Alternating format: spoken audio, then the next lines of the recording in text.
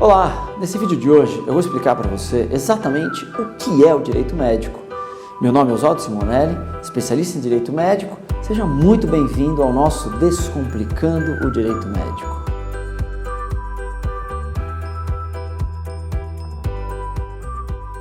Muito bem, eu sou questionado, tem muita gente que me manda mensagens nas redes sociais, querendo saber exatamente o que é esse tal de direito médico, qual é a área de atuação, qual é a formação necessária para atuar e quais são as possibilidades de atuação.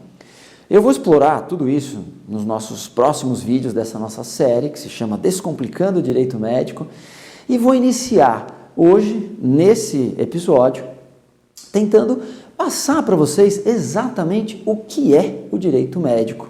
Então, hoje a gente vai estudar o que é o direito médico. Muito bem, para entender o que é o direito médico, primeiro a gente tem que dar uma passadinha em alguns aspectos importantes e até mesmo históricos a respeito da evolução dessa área do direito. A gente tem que pensar que a medicina dos últimos anos ela sofreu alterações substanciais com o avanço da tecnologia, de novas drogas. Então, quando a gente vai estudar o direito médico, o primeiro ponto que vocês devem se aprofundar para tentar compreender melhor o que é essa área é justamente a evolução da medicina nos últimos anos. Se a gente parar para pensar, de 50 anos para cá, a medicina passou por um processo de evolução, principalmente quando a gente trata da introdução da tecnologia nessa relação entre o médico e o paciente, nessa relação entre o paciente e os hospitais, e até mesmo o formato da saúde, que a partir da Constituição de 88, no Brasil, passou a ter, então, a partir do Sistema Único de Saúde. A evolução da medicina, se a gente parar para pensar, 50 anos atrás não se fazia nem ultrassom na gestação. Hoje a gente faz exames com ultrassom 3D que mostra exatamente o rostinho do bebê. Então, isso tudo não existia há alguns anos. E a partir do momento que a medicina vai avançando e trazendo esse tipo de tecnologia, introduzindo esse tipo de tecnologia nas relações, é evidente que você tem uma alteração substancial entre o que o paciente espera, quais são as expectativas do paciente quando ele vai atrás de um tratamento de saúde, quando ele procura um medicamento, enfim. Então, a gente tem, sem dúvida nenhuma, que entender a evolução da medicina nos últimos anos. A partir daí, e aí entrando um pouco mais na realidade brasileira, na realidade nacional, enfim, a gente tem que compreender que o sistema de saúde sofreu grandes e substanciais modificações nos últimos 30 anos, 35 anos. A partir da modificação, quando a gente tinha um sistema de saúde voltado muito mais para o trabalhador, com o sistema do INAMPS, enfim, não existia um atendimento de saúde de forma universal, igualitária. Então, a partir do momento que a Constituição de 1988 traz o modelo de Sistema Único de Saúde, um modelo que deveria garantir uma saúde completa, integral, enfim, para todos os cidadãos brasileiros, a gente tem, então, uma modificação muito grande na relação de saúde entre o paciente e o Estado, ok? E nos anos 90, quando entra então o Código de Defesa do Consumidor e essa relação de saúde passa a ser tratada de forma muito mais substancial com as regras das relações de consumo, que aqui, diga-se de passagem, vou abrir um parênteses, eu particularmente sou contra a aplicação do CDC na relação entre o médico e o paciente, acho que essa é uma relação que deveria ser regulada estritamente pelo direito civil, mas é fato que a jurisprudência já sedimentou o entendimento com relação à aplicação do CDC. Então, a partir desse momento, a gente tem um crescimento exponencial com relação às ações de saúde. Uma das primeiras modificações grandes com relação a isso foi a entrada da chamada judicialização da saúde na relação entre o cidadão e o Estado. Por quê? Porque a Constituição Federal de 88 passou a determinar, então, que a saúde é um direito de todos e dever do Estado. Está lá no artigo 196 da Constituição Federal. A primeira discussão, então, que se chegou aos nossos tribunais não foi necessariamente, não era baseada no que a gente tem hoje de judicialização, e também não tinha as características do que a gente tem como erro médico, as ações contra hospitais, contra médicos, enfim. Eram ações muito interessantes porque se discutia, na verdade, se o direito à saúde, ou a saúde como estava caracterizada na Constituição, se isso constituiria um direito subjetivo de ação. Ou seja, as pessoas poderiam ir ao judiciário para pedir saúde. Obviamente que os nossos tribunais concluíram que sim, saúde configuraria um direito subjetivo de ação. As pessoas poderiam, então, ingressar no Poder Judiciário para requerer ao juiz que lhe garantisse saúde. Então, saúde passou a ser efetivamente um direito a ser garantido pelo Estado, inclusive através do Poder Judiciário. Isso trouxe uma série de complicações que a gente tem visto hoje com relação à judicialização, e também será tratado esse assunto em vídeos específicos, né? Mas o fato é que consolidou-se então esse entendimento. E com a entrada então do Código de Defesa do Consumidor, a gente passou a ver um crescimento, como eu falei para vocês, exponencial em termos de ações relacionadas aos profissionais de saúde, aos hospitais, na medida em que se consolidou o entendimento de que era uma relação então de consumo. O fornecedor de serviços passa a ser o médico, o consumidor de serviços passa a ser o paciente, o fornecedor de serviços, pessoa jurídica, passa a ser o hospital. E aí a gente tem algumas nuances em termos de responsabilização objetiva, subjetiva e tal, não é o objeto desse vídeo, mas o que a gente tem então é essa caracterização da relação médico-paciente como então uma relação de consumo, lastreada aí pelo CDC.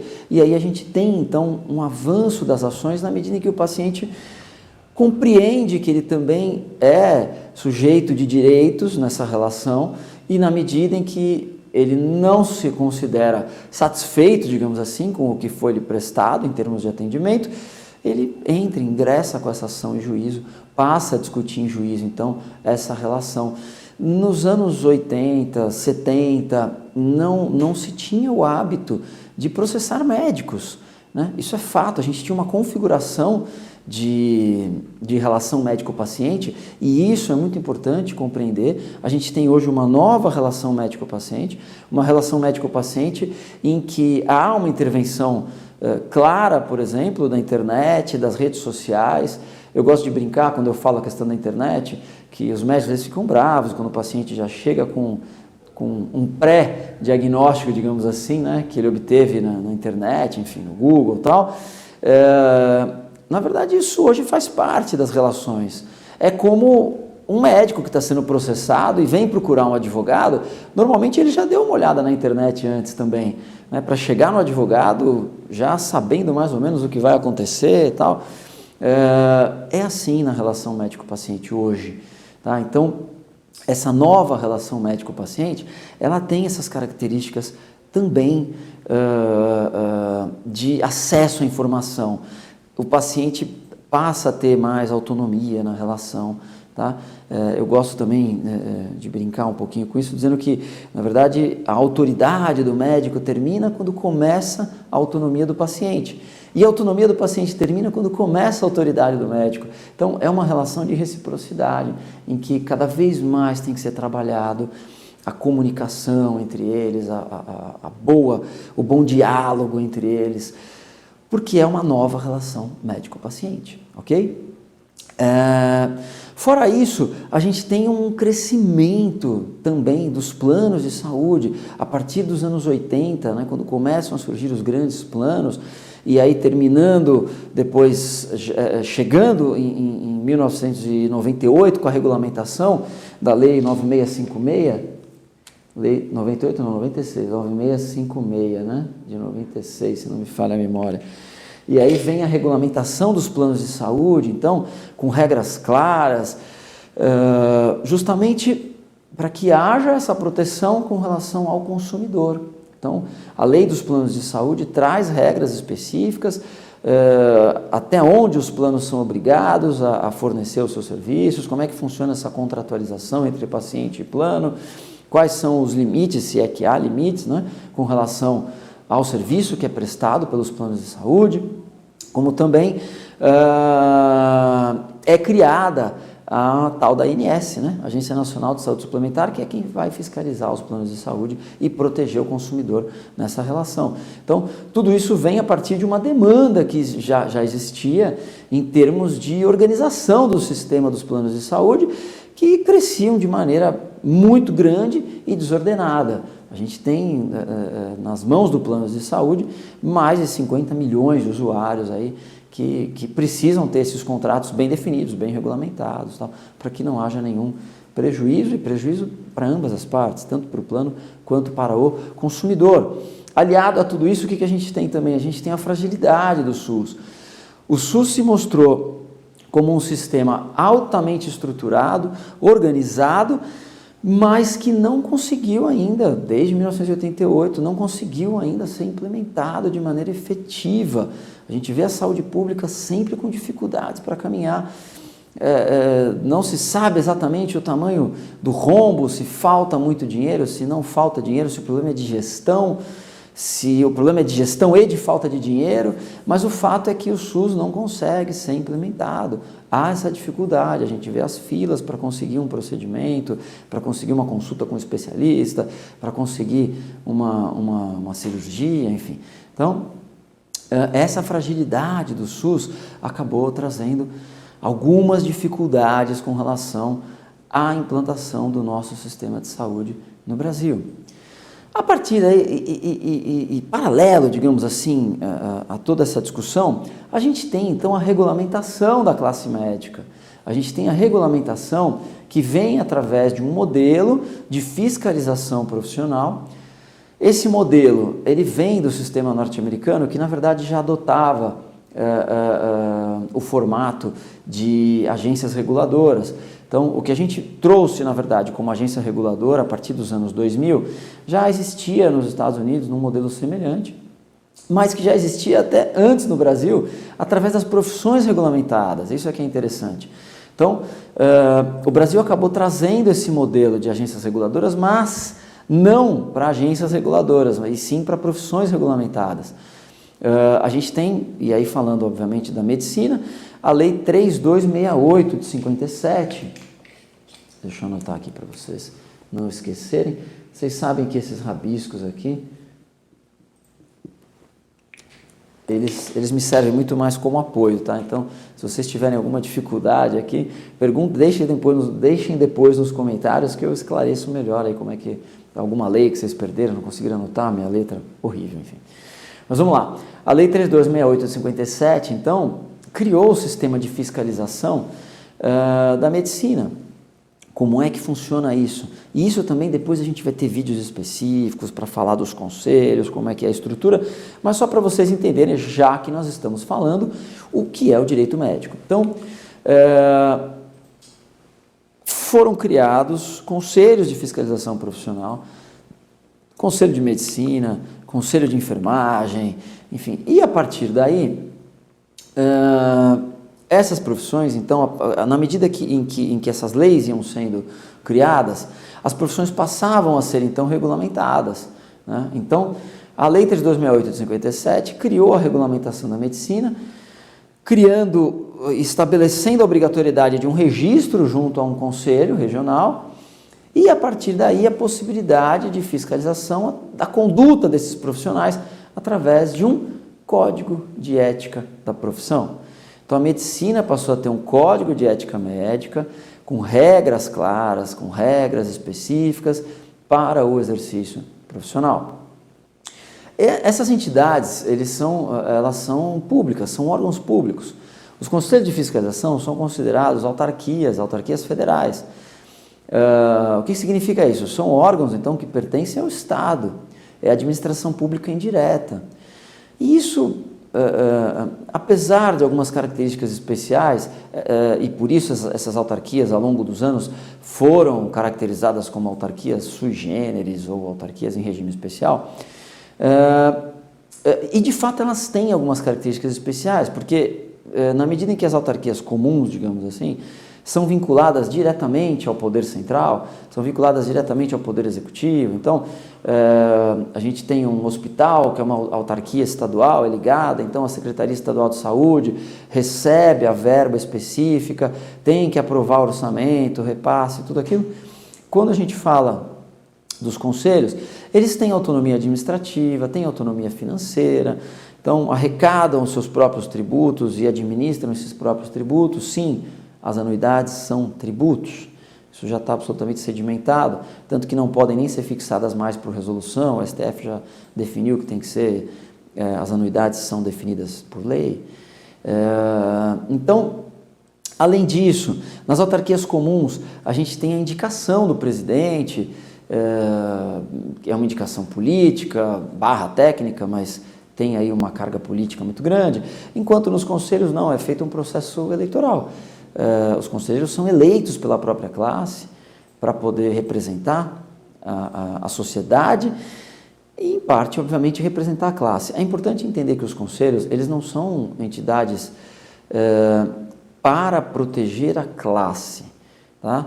Elas são, sim, entidades corporativas, porque são formadas por um corpo de profissionais da mesma área, mas são entidades da sociedade, não pertencem aos médicos, não pertencem aos enfermeiros, a OAB não pertence aos advogados, pertence à sociedade. Tá? É uma exigência social que se faz para que haja um conselho que fiscalize uma determinada classe para proteger a própria população. Então, quando o conselho age no sentido de punir um médico, o conselho de medicina age no sentido de punir um profissional médico, não é por conta daquele denunciante ou só por causa daquele médico, é uma proteção da sociedade. Por isso que há uma pena que é a mais grave, que é a cassação do exercício profissional. Primeiro que não se poderia atribuir a pena de cassação a uma entidade privada. Uma entidade privada não poderia intervir no exercício profissional de alguém e tirar a possibilidade dessa pessoa exercer a sua profissão. E segundo, porque quando há aplicação de uma pena de cassação, é justamente para retirar um profissional do mercado que vem causando danos substanciais, danos profundos aos pacientes, e aí o conselho age, então, para proteger a população. Esse é o espírito dos conselhos de medicina. E aí, então, a lei autoriza ao Conselho Federal que faça um código de ética médica. Então, está lá nas atribuições da Lei 3268/57, que compete ao Conselho Federal de Medicina, ouvidos regionais, estabelecer o código deontológico da medicina. Deontologia são basicamente os deveres éticos, tá? A gente tem as regras deontológicas e as regras disseológicas. As regras disseológicas são os direitos éticos. As deontológicas são os deveres éticos. Tanto que o Código de Ética Médica atual ele tem essas duas divisões. Tem um capítulo que fala só dos direitos dos médicos e depois um capítulo extenso que fala dos deveres dos médicos. Então, a partir daí, a gente tem uma codificação da medicina. A gente tem um conjunto de normas que vão disciplinar a forma com que o médico deve se comportar perante a sociedade, os pacientes, outros profissionais, regras de direitos humanos, regras de publicidade, pesquisa, ensino. Então, é um código que tenta abarcar todas as possíveis relações existentes entre o médico e a sociedade em geral. Então, são normas comportamentais que podem sim culminar numa punição até, que se chega até a cassação do exercício profissional, tá? Em que o médico vai deixar de exercer a medicina de maneira definitiva, e que são normas cogentes, obrigatórias, quer dizer, a gente chama de normas interna corporis, o que significa que ela não pode gerar obrigações a terceiros, né? Mas ela traz obrigações claras e específicas aos médicos. Então, esse é um panorama geral, assim, da origem, digamos assim, do direito médico, né? Eu vou pegar uma frase do professor Genival Veloso de França, no livro já consagrado, o livro Direito Médico, né? Em que ele diz que a medicina, principalmente nesses últimos 30 anos, sofreu um extraordinário e vertiginoso progresso, o que obrigou o médico a enfrentar novas situações, muitas delas em sensível conflito com sua formação e com o passado hipocrático. O médico teve sempre como guias sua consciência e uma tradição milenar. Porém, dia a dia, surge a necessidade de conciliar esse pensamento e o interesse profissional com as múltiplas exigências da coletividade.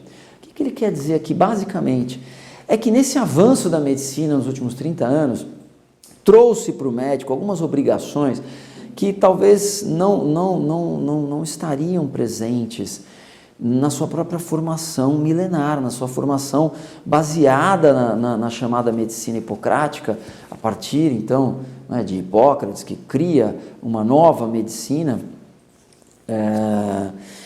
e passa a ser, então, essa a medicina praticada desde 400, 500 a.C., o fato é que nos últimos 30 anos, e aí eu alongaria até um pouco mais, nos últimos 50 anos, né, o avanço e o progresso da medicina trouxe para o médico algumas obrigações, além daquelas a que ele estava acostumado e daquelas a que ele foi ensinado na faculdade.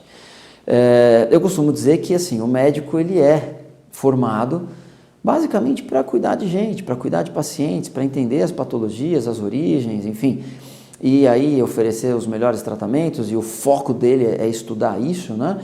E quando ele cai na profissão, ele descobre uma série de obrigações que não são passadas nos bancos acadêmicos. Isso traz alguns conflitos na sua relação diária.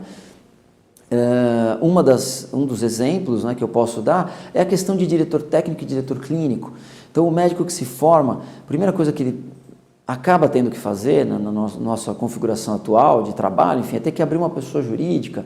Ele vai ser responsável técnico por essa pessoa jurídica. Essa pessoa jurídica vai prestar serviço a um hospital. De repente, nesse hospital, ele vai assumir um cargo de direção técnica do hospital. Não faz a menor ideia quais são exatamente as responsabilidades. E aí ele vai ficar com essa pessoa jurídica aberta, depois, e normalmente ele forma essa pessoa jurídica com aqueles colegas que se formaram com ele. Dali 5, 10 anos, cada um já seguiu o seu rumo, essa pessoa jurídica fica aberta, gerando uma série de encargos financeiros, e ele não sabe nem como encerrar mais essa pessoa jurídica. Então, além do que, ele pode assumir um serviço, ser eleito para ser diretor clínico e não tem ideia do tamanho da responsabilidade.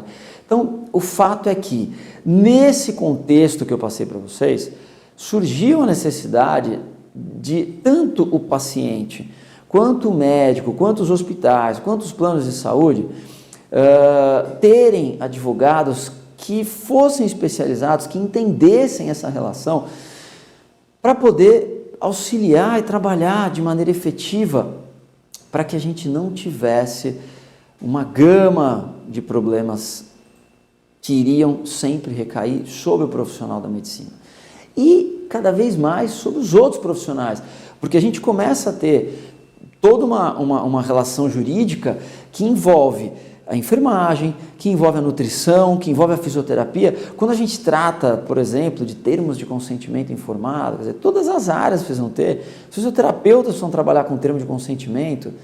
Não sei se há regulamentação do Conselho de Fisioterapia, mas na prática precisa ter, em alguns procedimentos, o consentimento do paciente, na odontologia, na própria enfermagem, na nutrição, enfim, e na terapia, na psicologia, e todas as áreas da saúde em geral passam por um momento de transformação muito grande, que passou a exigir, sim, a demandar a necessidade de advogados especialistas que pudessem compreender a profundidade e a densidade dessa relação.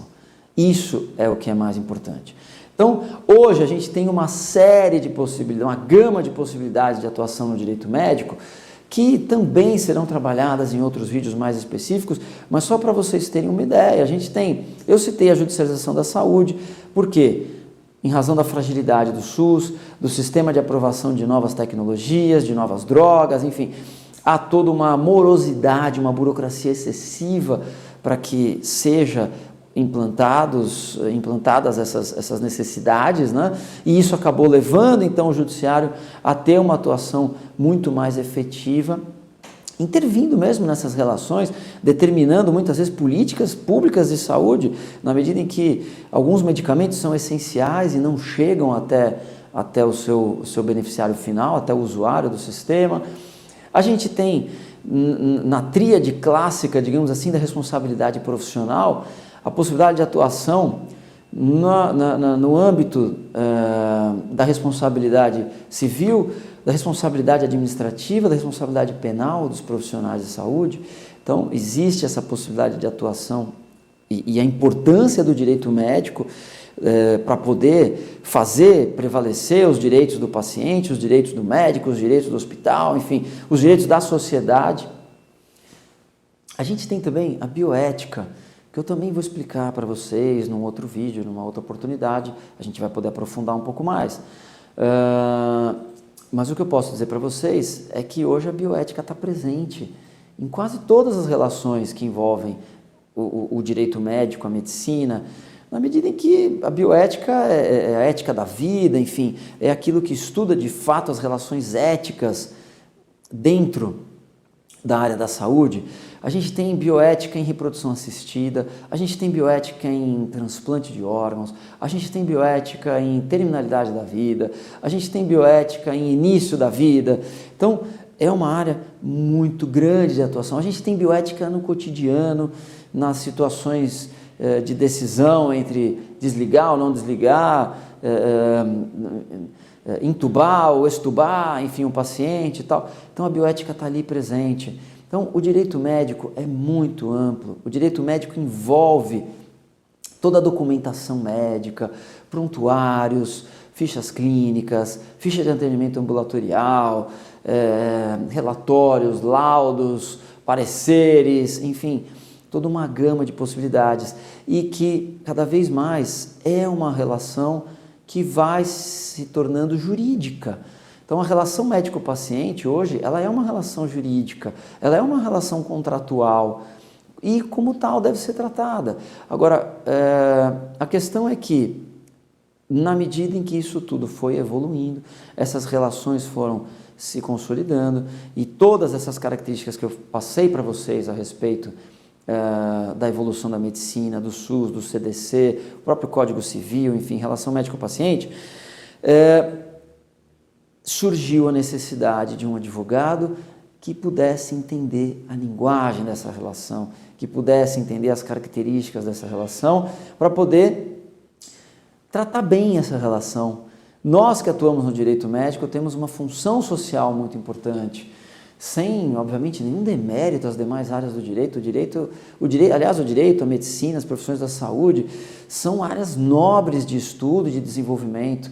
Então, o que a gente precisa é trabalhar sempre para que o direito médico, e esse direito médico que eu falo para vocês, que é para quem gosta de gente, porque são histórias que todos os dias nós vamos ouvir, nós vamos participar, nós vamos compreender e seremos atores dessas histórias. Então a gente tem que ser um ator que atua de maneira correta, que atua de maneira firme, mas também de maneira sensível ao que de fato está sendo tratado. O direito médico é diferente.